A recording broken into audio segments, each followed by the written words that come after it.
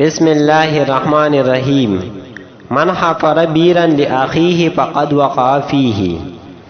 من حفر هغه څوک چې وکنی بیرن کوی لأخیه د خپل لور دپاره فقد وقع فیه نو دی به په خپله په دې کې پروزي.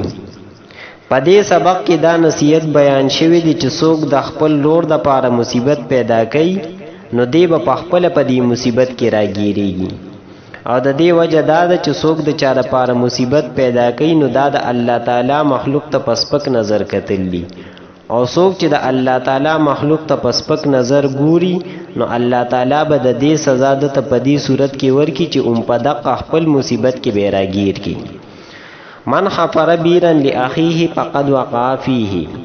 د دې لغوي تحقیق داسې دی چې حفره دا د باب ضربه یضربونه د فعل ماضی واحد مذکر غایب معروف صیغه ده. حفرنی مصدر راځي معنی د کنیستل. بیرن دا واحد دی جمع آبار راځي. من حفر بیرن لأخیه فقد وقع فیه. د دې ترکیب داسې دی چې من اسم موصول متضمن دی معنا د شرط لره. حفره فعل پدې کې هو ضمیر هغه د دې فاعل. بیرن مفعول به. لأخیه کی لام حرف جار.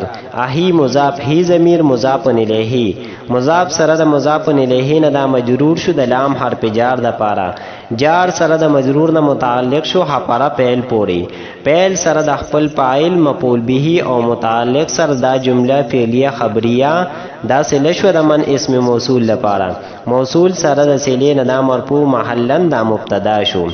فا جزائیه قد د پاره د تحقیق دی. وقع فعل پدی کی هو ضمیر هغه د دی فاعل. فیه کی فی حرف جار ہی ضمیر مجرور. جار سره د مجرور نه متعلق شو وقع فعل پوره. فعل سره د خپل فاعل او متعلق نه دا جمله فعلیه خبریه دا خبر شو د مبتدا د پاره. مبتدا سره د خبر نه جمله اسمیه خبریه.